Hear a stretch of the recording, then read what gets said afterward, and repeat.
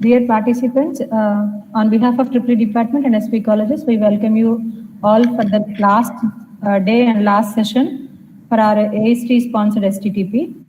And please remember that at the last end of this session, we'll post a feedback link, including a quiz. So everyone has to attempt the quiz. It is mandatory for your certificate projection. And coming to this session, for the afternoon session, we have Dr. Vikram Kulkarni sir, who is going to discuss on power system automation for smart grid implementation. And I request Vaishnavi to open the session, ma. Yes, ma'am. First of all, a very good afternoon to everyone. It's a grand welcome we bring to you this afternoon to the last day of Faculty Development Program sponsored by AICT 1-week short-term training program on research trends in renewable photovoltaic system and its research challenges phase 3. So now I consider it a great honor to welcome our beloved HOD, Dr. Sudhir Kumar sir, EEE Department, SPCE Tirupati. Welcome, sir. Thank you, Vishnu.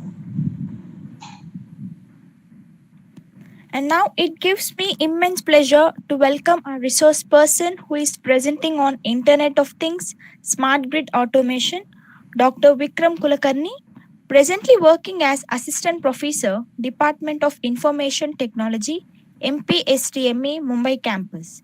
Sir has completed his BTech degree in Electrical and Electronics Engineering at JNTU Hyderabad and did his MTech in Embedded Systems at JNTU Hyderabad and also awarded PhD at VIT University, Vellore. Sir has total 11 years of teaching experience and published 11 journal publications, 6 book chapters and also 3 patents. Sir presented 5 international and national conferences. He completed 5 MOOC certifications and also a reviewer for many international journals. Sir has got many professional achievements such as achieved A grade in MTech projects and also received a certificate of appreciation from VIT University for the contribution to research through publication in peer-reviewed journals. Now I request Dr. Vikram Kulkarni sir to take up the session. Welcome, sir. Thanks for the introduction. So today let us have a glance on what is power system automation and how it is very much important for the smart grid implementation. On behalf of AICT, I thank all of you who are trying to understand the concept and also welcome you from my side. So power system automation, how it is required and how the smart grid is very much important for implementing the,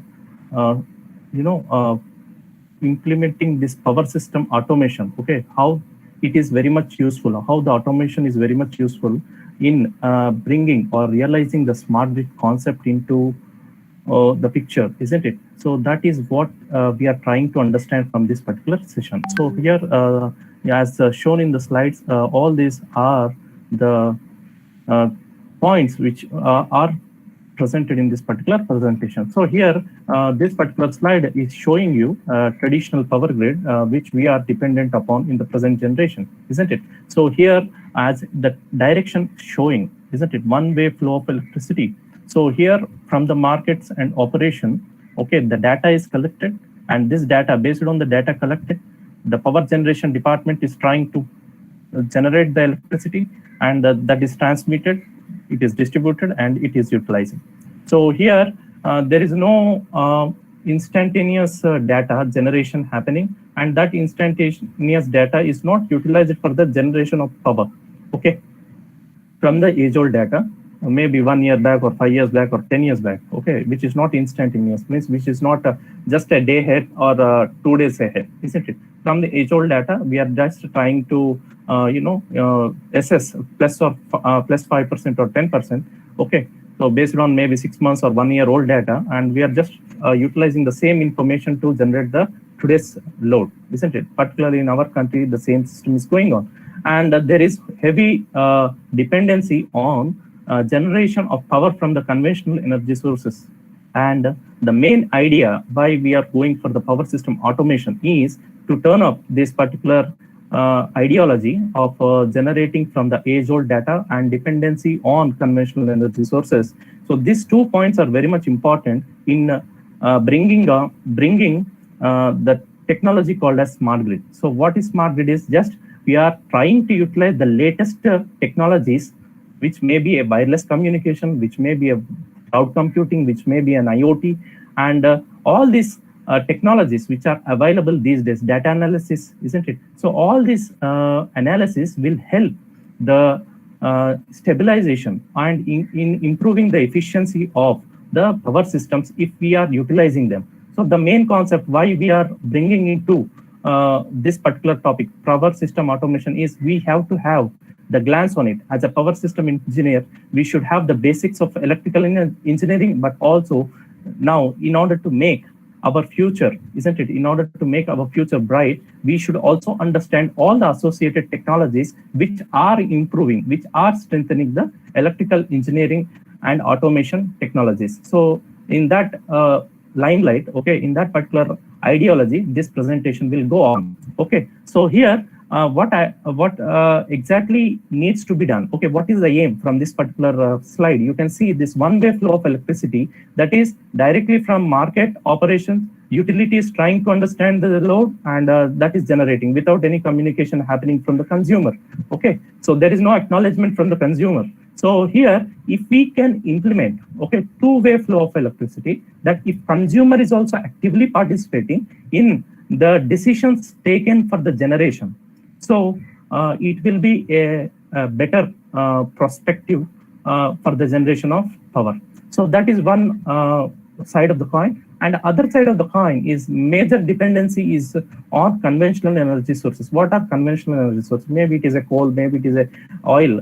So dependency on that must be shifted to renewable energy sources. So what are the renewable energy sources which are available for a country like India? So we can depend on wind, and we can depend on solar, which are very abundant. Solar is particularly very much abundant, available in case of India. But we have to take a proper estimation. So how the proper estimation can be done? So maybe the weather forecasting or the data analysis, supercomputing, which is helping us, okay, supercomputing in terms of weather forecasting, that is better data analysis, may help in assessing what will be the radiation available on a particular day and how much generation can be possible. So if we can make all this analysis, and if we can show some output based on the analysis, then that will be definitely useful in bringing down heavy reliance on the coal and oil, isn't it? Dependency can be decreased. So with that motive, let us go ahead. So here, this one-way flow of electricity, which is presently available, maybe after 20 years or 1 or 2 decades, the change may happen. And because of the technology like IoT, consumer may come into the picture, and he is becoming active participant in the generation process also. Okay, so what is traditional power grid? So here, as we have to discuss about the pros and cons, yes, the system is running fine till date, but you know, as the technology is improving and as the affordability is improving, isn't it? Even in countries like India, affordability is increasing. So the dependency on power is also improving, isn't it? So we are utilizing more power. The per capita of unit, isn't it? The per capita utilization per every user is increasing day by day, isn't it? So in order to estimate the proper estimation, we have to discuss what are pros and cons. So if you see, these are all some cons, isn't it? Disadvantages where the power grid may foresee, isn't it? The power grid company, maybe the utility company, has to foresee all these problems and may consider all these problems, and they may do some better assessment, and they may opt for the advanced technologies in terms of automation. So lack of fault diagnostics and automation, yes, it is there. I cannot say that there is no fault diagnostic methodology, but here the way response is happening is definitely not up to the mark to the available technology. Okay, the technology is available at high standards, but we are not somehow inculcating that particular technology into this particular automation process. And still, most of the times we are dependent on manual operations for this, rectifying the fault diagnostics or automation things. Difficulties in forecasting load growth. There is no proper way how to forecast this load, isn't it? We cannot estimate. Suppose today load is too much increased or too much decreased. Based on that, the proper adjustment in generation is not happening, isn't it? So because of the corona, if you see our Telangana, we have lost 300 crores. Isn't Telangana state has lost 300 crores per day because the establishment was done, but there was no utilization. So unnecessarily for Chhattisgarh company, Telangana government has paid some 250 to 300 crores for just that standardization taxes, isn't it? Just as the utilization is happening, as that installation charges are happened. So just because of no use, also people have paid 250, 300 crores public money, isn't it? So there is no proper estimation. And if there is the proper estimation, then maybe the public money would have been saved. Equipment failures and cascading effects. So this is one of the major fault where we cannot immediately take up this particular issue, isn't it? Suppose of equipment failure is there, and immediately switching on to that particular static reserve capacity or so might not happen very well.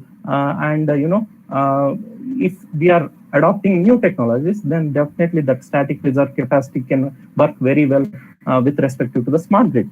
Maybe all of us who are the participants may know that what is static reserve capacity, the power system operation control basic definition. So slow response times. Yes, now the traditional grid has slow response times, and it will become more faster if we are adopting the automation technologies, because every automation technology has some standard defined by the companies which are defining smart grid basics, isn't it? The standards of smart grid are defined by companies like IEEE, NIST organizations, isn't it? And Smart Grid India Forum, Indian Smart Grid Forum. All these organizations are coming together and discussing the points and making standard that this should be the responsive time.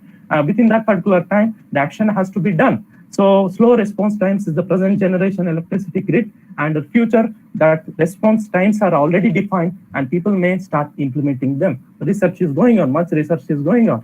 So natural catastrophes and accidents. So that is what I said in the initial case. If we can estimate the weather in a proper way using supercomputers and the latest technology, computing is becoming very faster, isn't it? So India is also reaching to the newer heights in terms of computing. So if that computing comes into the picture, weather forecasting can be done in a very easy manner, and at least in a sophisticated manner, so as to take the decisions how the catastrophes are there and how the accidents can be minimized. So these all can be taken into account.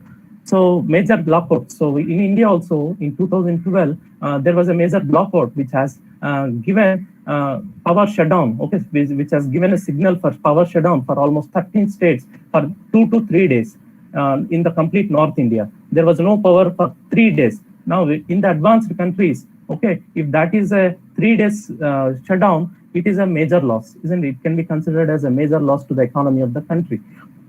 But to overcome that situation, what are the different steps the government can take? Okay, people are thinking seriously, not only government but also in terms of academics, isn't it? People are too much concentrated on that particular area, how the automation can be implemented and how to improve the present electric generation system and also utilization system through effective transmission, because transmission is where we cannot implement much automation, but on to the taking decisions towards generation, much towards distribution automation and utilization, we can implement these automation techniques.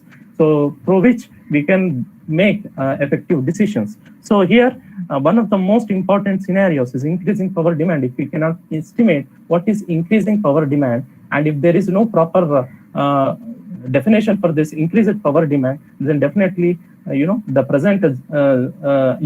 present power systems cannot handle the immediate increase in the demand, and there might be a chance of occurring a blackout once again because there was no proper estimation, isn't it? So here it is the responsibility of the utility company to always balance the load between the demand and utilization. So this is one very important thing which need to be taken care, insufficient transmission capability. So here, what are the different, why I am saying insufficient transmission capability? So it is because if you see the power, whatever the website you see across any generation system or any power company in India, maybe it is a national power website or it is a state government based websites, in the transmission system, there are almost 22 to 32% losses in India. So on an average, there is 22% loss. Okay. So some states it is 18%, some states it is 20 to 30%, and some states you do not believe that loss is between 30 to 35%. So that is a major 35% of power generated is getting lost because of the inefficient transmission capability. So if you see the same thing, when you compare to the developed country, the transmission losses are just limited to within 5%. Now, who is responsible? The technologists are responsible for the loss, whatever may be the reason, isn't it? Whatever may be the reason. So we can say from that data which we are reading from the websites of Indian government, okay, so there is insufficient transmission capability in India, which is resulting in 32% loss on an average. So system stability problems are also there, and excessive transmission loss I have shown here. You can see average is 22% in India, which is a very high number when compared to the developed countries. So as an electrical engineer background person, it is very much important that how to bring down this, and maybe many researchers are already working. So if you are new to this particular area, then you may take up this problem and work on it so that your automation concept will bring down this particular thing. So as I said, already technologists are working on the latencies. Latencies means implementation of some automation. Within what time you will have to respond if some fault occurs, isn't it? Already that is very much defined. If you see right from 2013, you can see the reference here. It is taken from 2013, second part, okay, second half of 2013. That is means already 7 years back, okay, from almost decade, the discussions on smart grid are going on in the advanced countries. And in 2013, you can see one paper was published, which is saying very clearly that if you are implementing the automation on towards distribution side, what is the minimum latency time? Latency time is within what time you will have to implement the automation. Okay, so it is very clearly defined. If you see some applications of electrical engineering, maybe it is a capacitor bank control, maybe it is a fault current indicator, maybe it is a transformer monitoring. Okay, you can see the functional requirements are just 500 milliseconds. So if fault occur, if the device has recorded a fault, that must be cleared within 500 milliseconds. So what is this 500 milliseconds? So 1 second is 1 minute is equal to 60 seconds, isn't it? So 60 seconds. Now 1 second is equal to 1000 milliseconds. 1 second is equal to 1000 milliseconds. So half of the second, immediately it has to respond. Okay, the automation system has to respond within half second. So which is very a minute fractional part of the second, isn't it? Half of the second is very fractional part. So if your automation is working within this particular time, if it is responding within this particular time, then device can be saved. And you can see the protocol implemented by the author. Okay, this is a paper from University of Ontario, Canada. Okay, this author has proposed a first protocol, I can say, in this particular stream of automation. Okay, for smart metering. Okay, particularly for smart metering, he has implemented, and also for all this. Okay, capacitor bank, he has taken some immediate responsive applications, and he has implemented a protocol called as FDRX protocol. He has claimed that his protocol is responding within 475 milliseconds. His protocol is working within 475 milliseconds, where the definition was for 500 milliseconds, but he claimed that still less, within 500 milliseconds, within 475 milliseconds, his automation is working. So this type of technology is needed for implementing smart grid automation. Okay, so time is becoming very much important criteria in implementation of automation. So how are you taking your research project with respect to the time is very much important for the coming generations to implement the smart grid concepts. Okay, not only the power system stabilization or power system, improvement, also fault occurrence, fault, maybe identification of fault and decreasing the faults, but also automation is very much important. If we are not working with respect to the automation, at least the knowledge of the automation will also improve the concepts of electrical engineering research, so as to bring out with some beautiful results. It may help. The knowledge which you are learning now in this presentation will definitely help in that particular way. Okay, so what is smart grid? Okay, many people have defined the smart grid on their own way. I have taken the definition of this smart grid from NIST website. So intelligence of smart grid relies upon the real-time exchange of measurement and control data. Measurement is what? Maybe the phase angle between voltage and current. It is going to give many parameters according to an electrical engineering. The small variation between voltage and current may give many values which are required for electrical engineering aspect calculation. So based on that, okay, that measurement, okay, the control data must be immediately done. Okay, so we are trying to also set which filter is trying to minimize that particular fault based on the occurrence of that particular fault. It is, again, in the field there are many types of filters, isn't power electronic filters. So whether the combination of all those filters, which combination has to be suited to bring down that particular fault immediately, or whether to switch off that particular device, or what are the other ways to minimize that particular the fault if it is occurred. So intelligence of the smart grid relies on real-time exchange of measurement and control data. So control ideology can be defined among the vast web of devices installed at homes and business purposes. So how well we are implementing with respect to time, whether it is a measurement, whether it is a control data, or how are we exchanging these two things, measurement and control, with respect to time, is a major play happening in case of intelligent grid. Okay, smart grid or intelligent grid, both are same. So high performance, reliability, security, and scalable communication network are integral part of smart grid. So high performance. So smart grid is expected to perform very better than existing model. Okay, so major, it is trying to depend more on the renewable and less on the conventional energy sources with respect to the natural resources depletion, isn't it? Next, it also tries to give more reliability, and the purpose is to increase the reliability of the system by decreasing the number of faults. So in the case of India, we have already discussed 22% of losses are there. Then how to bring down that particular losses so as to improve the reliability, isn't it? That is very much important. Next, security. So how system can be more secure by taking effective decisions, so that avoiding blackouts and giving power 24/7. Still, there are many parts of India where we are not getting 24/7 power. Even beside, now I'm staying at some Mumbai major city area. If you just go away after 10 kilometers from the place where I stay, which is very connected to Mumbai, even at that particular place, for every day 2 hours power cut is there, which is just an outskirt of Mumbai, just 10 kilometers away from the place where I stay. There is a power cut, isn't it? Now, not only the position of the just connected area to the Mumbai, but also overall India, isn't it? There is 1 hour power cut or 2 hours power.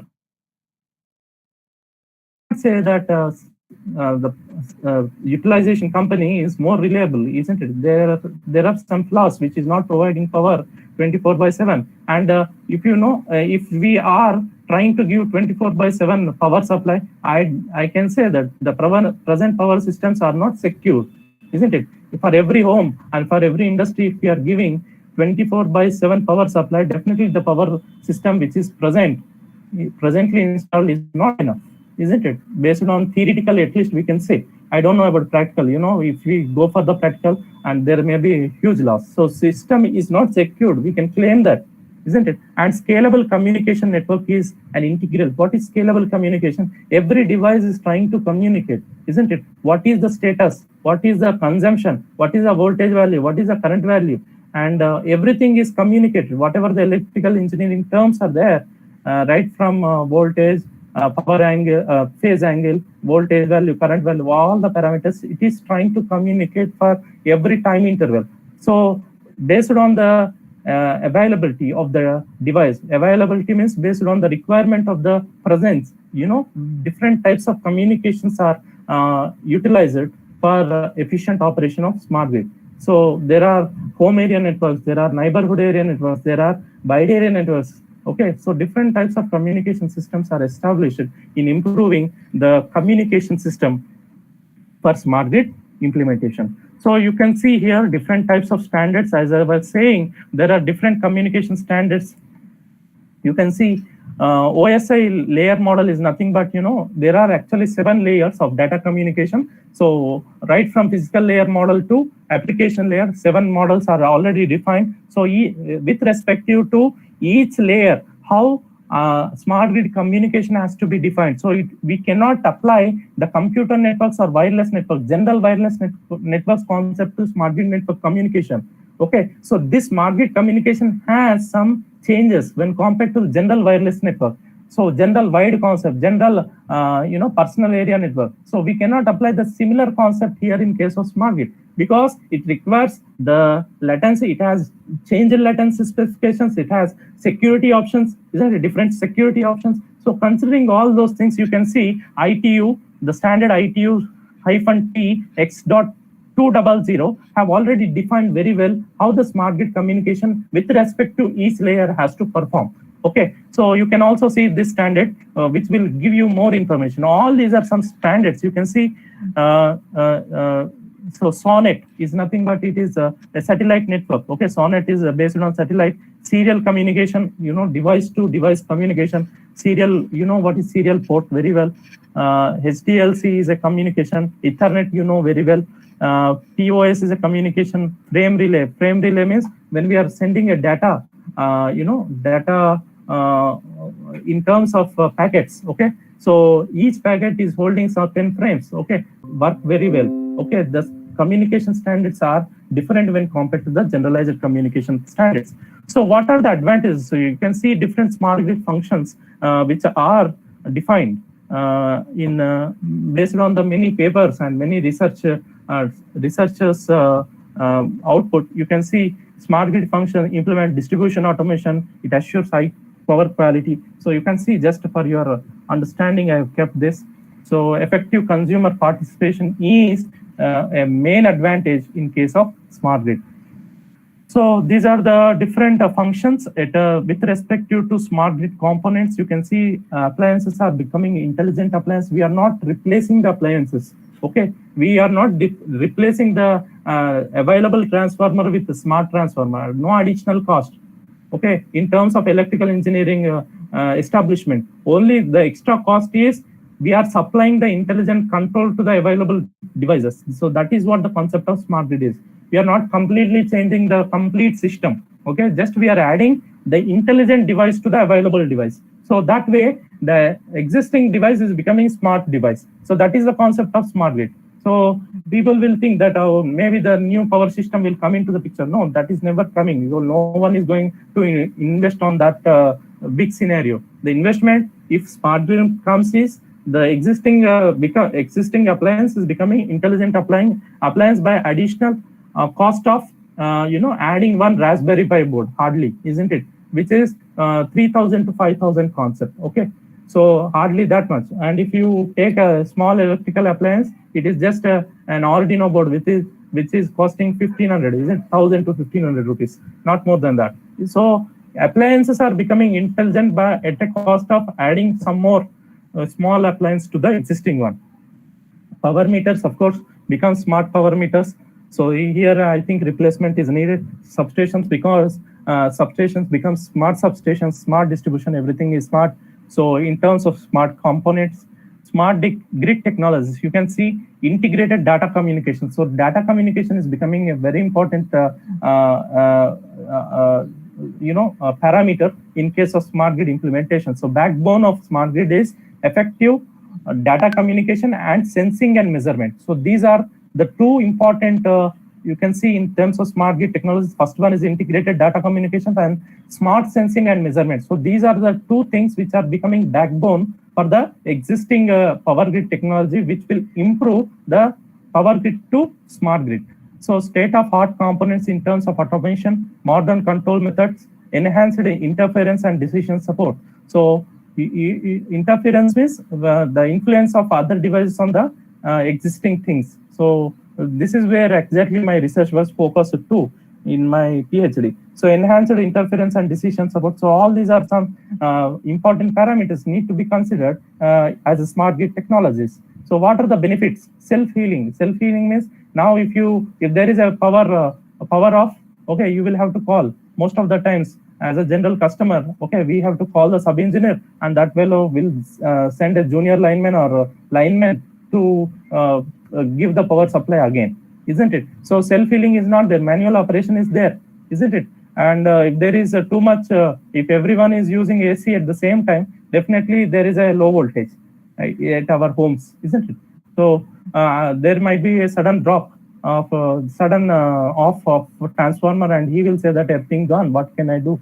There is no self-healing, isn't it? So self-healing is a concept which is not at all there in the present system. So maybe smart grid benefit is a self-healing. Immediately the load will be identified, and some alternative can be arranged by the system which is there in the protection, isn't it? So self-healing is the main concept why we are going for the smart grid. Consumer participation, effective consumer participation will decrease the load, or which at least will balance the load. Confront attacks. So maybe different types of power failures can be avoided. Assures power quality, extended generation and storage options, optimizes extended generation and storage option. Of course, in India we cannot sell. A domestic person cannot sell, hopefully, because maybe the policy should be defined by the local government, isn't it? So I am not sure about this with respect to each state. So extended generation and storage options are available maybe for the organizations. Optimized asset performance. So all these are some benefits. What are challenges? Financial resources. So maybe some additional investment has to be done if we want to assure, isn't it, supply. Government support must be there. Compatible equipment should be identified so as to turn the present power system to the smart power system. Speed of technology development. So policy and regulation. So we can see where is the scope of research, isn't it? Very clearly it is defined in terms of smart grid challenges. So this slide has given a much identification in terms of how the present electrical engineering has to think in terms of future needs, isn't it? So as I said, the main backbone of the present power systems is the green color highlighted one, isn't it? Support components. So if there is effective smart measurement and monitoring system and protection system for the future need, based on the future needs, if we are identifying and if we are devising that into the existing research, then definitely the age-old concept of generation, transmission, distribution, and load are turning up as the better utility system, isn't it? So we know the power system got divided into generation, transmission, distribution, and load. But if we can define this particular middle layer, measurement and monitoring and protection system with respect to the smart components, then definitely the power system stabilization or reliability or efficiency can be improved. So you can see the effective smart grid data. Okay, where so what is this smart grid? Smart grid is nothing but it is a play on data, isn't it? Definitely big data picture is coming here, isn't it? So if you are effectively bringing the big data concept, and if you can identify how to analyze that particular big data, and out of that big data, if you are doing very good analysis, okay, then definitely this generation, transmission, and distribution system, most of the problems will be solved, isn't it? So where is the problem? How to identify that particular cause of the problem can be easily done. And you can see the data communication, which is helping for this generating of data. So mainly IoT concept, isn't it? So how is that IoT concept is coming into picture? Through different communication standard. Okay, we are not going with a single communication standard, but we are adopting different communication standard at smart home, smart building, smart organization level, neighborhood area network, like from building to local distribution transformer or local data aggregator. So the communication standard word is local data aggregator. for the distribution transformer which is present at our apartment or at our locality, isn't it, or at our colony. And wide area network is nothing but from substation to generation or utility company, how the data is getting transferred, isn't it? So different types of communication standards are adapted based on the requirements. So information technology. So you can see the the major change in terms of implementation is your mobile is controlling the appliances in the coming days. It is not very far. Already we and my students, of course, are into this, and somehow we try to implement, smart lock system and smart oven system. Already people are working, students are working at BTech level projects, isn't it? So definitely that IoT will go for the appliance level also, isn't it? Which is not very wonder after 1 or 2 years, isn't it? You are controlling your system, AC system, or you are trying to switch on your microwave oven or electric cooker based on your office needs and all, isn't it? So next, data management system. So effective data management system, your effective data decisions, algorithms are required, isn't it, for making effective data decisions. So this is also one of the major area where the scope of research is very high. So if a power system engineer has a glance on the associated technologies, then he may definitely have a better scope of improvement, isn't it? So definitely thought must be given how the associated technologies are working with respect to the improvement of the power systems. So if you have at least a glance or idea, then definitely the thought will change based on the future requirements. So these are some which is already known to you, hopefully. So how the synchronization of the grid, single grid system has coming to picture. So this was possible by December 2013. So now there is only single grid system in India. So this was the cause for the 2012 blackout. So which has given a question to many Indian power system engineers or big people of this technology, isn't it? Electric technology of India. So you can see there was a weak interconnection between Bina, Gwalior, Agra, and that has that is a cause for power shutdown in 13 states. And there were many. If you just type this, okay, 2 severe power blackouts affected by North and Eastern India, July 30, 31st into Google, you can see many, because we were very young at that particular 2012 or 11, isn't it? So maybe we might have missed the channel talks. Just click that and see the YouTube videos, how people have abused each other on this particular issue. It has become a very government level issue also, isn't it? So people have identified what are the reasons why the blackout has happened. So mainly weak inter-regional power transmission corridors, isn't it? Very weak, and the schedule was something, and the available was something, and completely it has forced to shut down that particular line, 400 kV line. So there is no proper response between state load dispatch center and regional load dispatch center. So this dispute has made 13 states into darkness for 3 days. And there were many people dependent on railways, and many other immediate support systems were needed. But somehow they all should have checked for the alternative things. I've seen some video clip when I've seen this.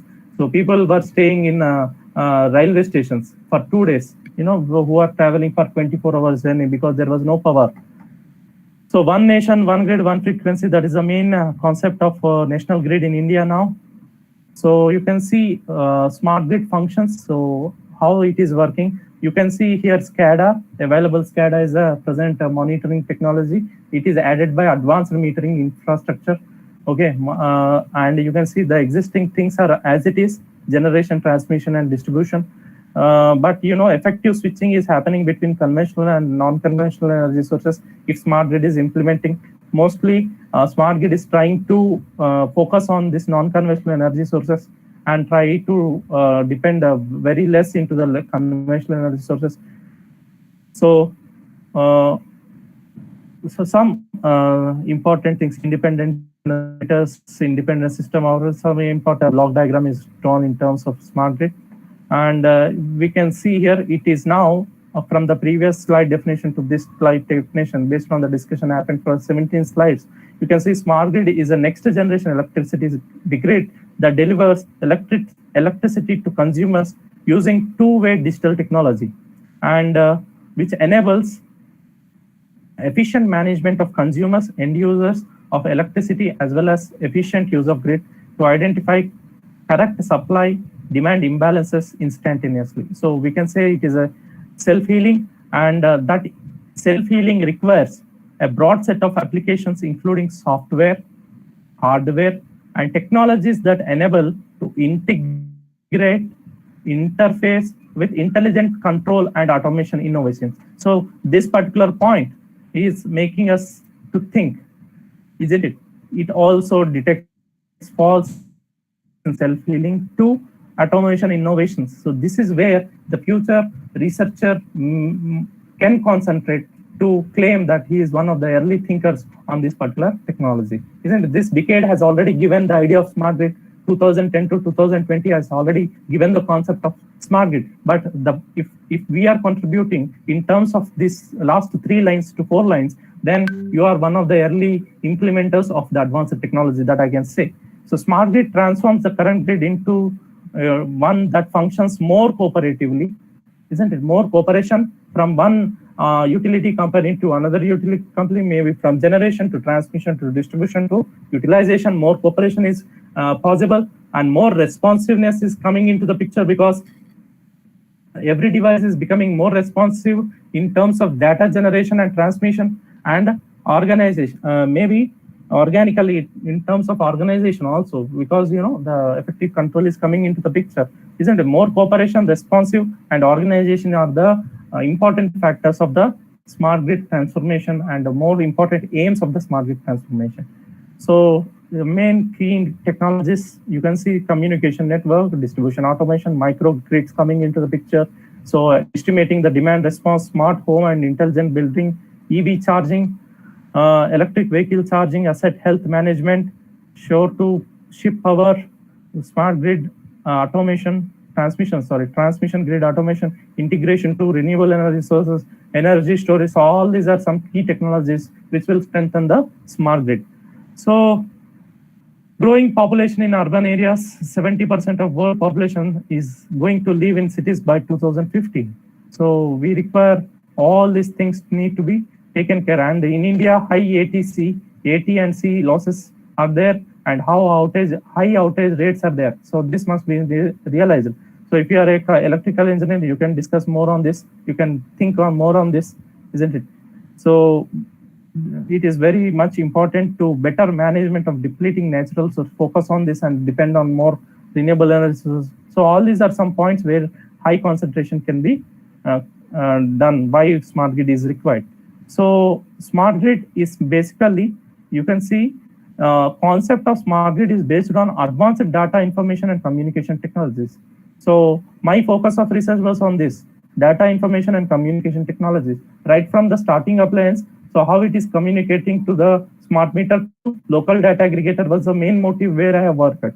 So I have proposed some communication network protocols, maybe 6 protocols were proposed, and all were published into the peer-reviewed conferences and journals. Okay, that has fetched my degree. So the main concentration of mine was the underlying concept. Smart grid introduces advanced technologies like advanced monitoring and control. So this can happen through modern automation, includes intelligent electronic devices and IoT. And IoT will be coming into the picture, not with the IPv4 technology, which is presently available, but it should have now IPv6 technology. Only then accommodation of data communication with respect to each device is possible. Okay, the present technology addressing to device technology is called as, if we are communicating through my laptop through network to your node, so it is communicating via IPv4, isn't it? IP address is there. So that a particular IP address, my IP address is connected through Google Meet to your node, isn't it? Your node means computer. So IPv4 is enabling my computer to your computer. The communication is happening. So with the present available technologies, the devices cannot become smart because there is no accommodation, there is no enough bandwidth. So the bandwidth and the addressing capabilities have to be improved. Okay, so IPv4 should turn to IPv6. You can check into the internet what is this transformation. So this will become, okay, when this enabled, IPv6 is enabled, only then device communication level can be started. Okay, now 4G is only there in India. So 5G, if it is coming into the picture, then 5G may support IPv6 technology so that IoT technology can be implemented at the smart device level. Okay, so presently, I can say India has no capability of handling IoT technology.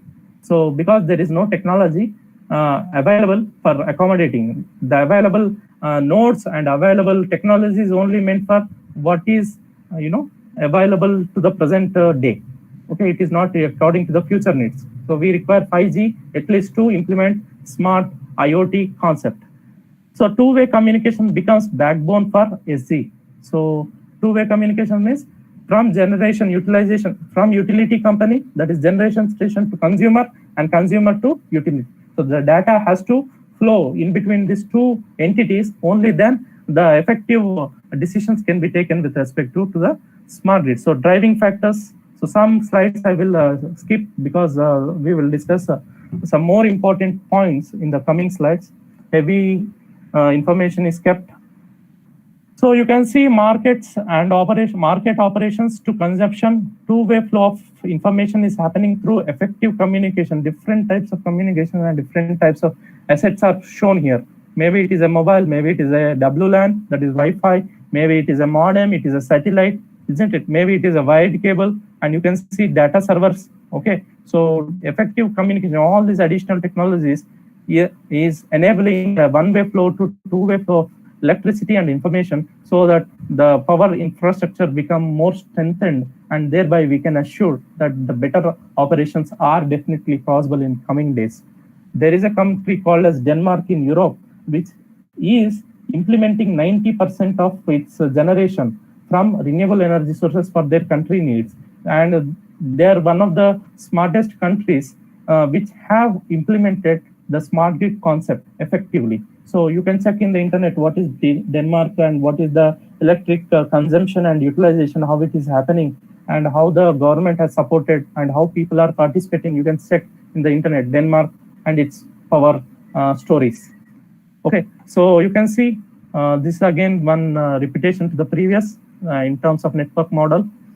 So smart grid and power systems. Now, how the smart grid can be talked in terms of smart devices. How I can make power systems, at least in terms of definition. How can I connect this power system electrical components as smart components? So you can see entire power system. Now I am a communication engineer. Okay, I am a network engineer. I am from information technology. So for me, electric engineering concept, you can understand it from my perspective. I see the power systems arrangement as a logical information network. Okay. Of course, my BTech was from electrical engineering, and PhD has given me a job in information technology department. So now I started looking from information technology department. So for me, power system arrangement can be observed as logical information network. Okay, where the information is generated and transmitted. Okay, consisting electrical appliances considered as nodes. What is a node? Node is nothing but an appliance. Okay, any appliance. It may be a transformer, it may be a tube light, it may be a refrigerator. So for me, consisting of power system arrangement is a logical information network, which is consisting of electrical appliances considered as nodes. Okay, for me, any node, whether it is a transformer, whether it is a refrigerator, whether it is a AC, it is a source of transmission, isn't it? For me, it is generating data and it is communicating data. Okay, information source. Okay, then it transforms. Okay, it transforms that information according to the requirement, and it transmits that information to the sinks. Means it is becoming source, and that source will automatically send for every certain time interval. The information is sent to the destination. Okay, sink means destination. So where the data aggregation is happening. Okay, so maybe some local data aggregator is there. Maybe it is a smart meter. Maybe it is a local transformer, isn't it? So they are acting as a smart data aggregator of which are connecting to n number of nodes. isn't it? And they're aggregating, they're analyzing the data, and they're making some graphs, isn't it? Some relationships between voltage or current or whatever the information required according to the company, and they're sending that particular data. Okay, so effective data analysis is also happening at different levels. So interconnected through transmitted to the data sinks, and which are analysis. So this PMU data, which is generated for every microsecond, okay, at a time at an interval of microsecond. Where is microsecond, where is millisecond, and where is second? So please estimate the fraction. Okay, so forensic event analysis is nothing but what is the cause?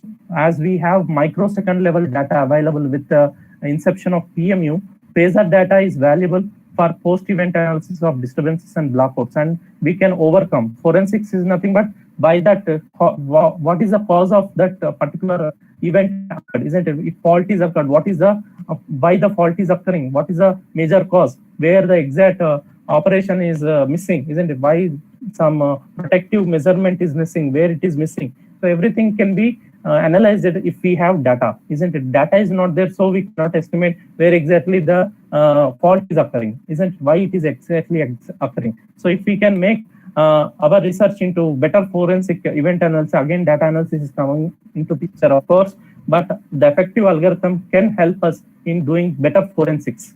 Okay, so you can see a phasor measurement unit, GPS clock is nothing but where exact the location is there, isn't it? And data communication, so which is a major source for automation. So you can see all the primary standards which are helping in terms of standardization of transmission systems, power transmission systems. So all these standards are need to be studied for effective implementation of functional requirements of each and every unit with respect to the PMU and data generated from PMU to analysis, forensics analysis. All these are the standards.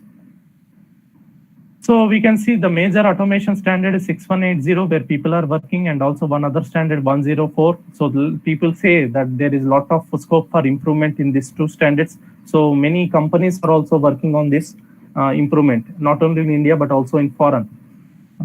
So this particular point was taken from one of the presentations done at my university when I was doing PhD.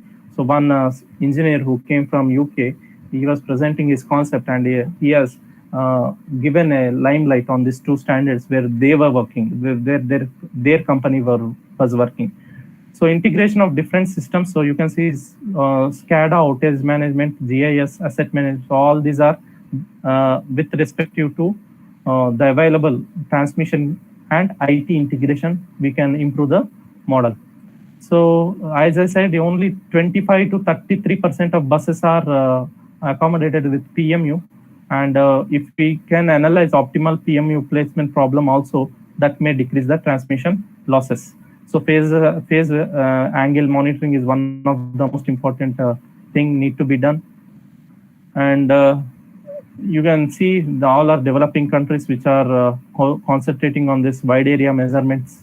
And we have 8 PMU locations at North India, 25 locations in West India, and 25 locations at South India. So there is no Northeast, maybe, isn't it? So you can see very less number of PMUs are present in India.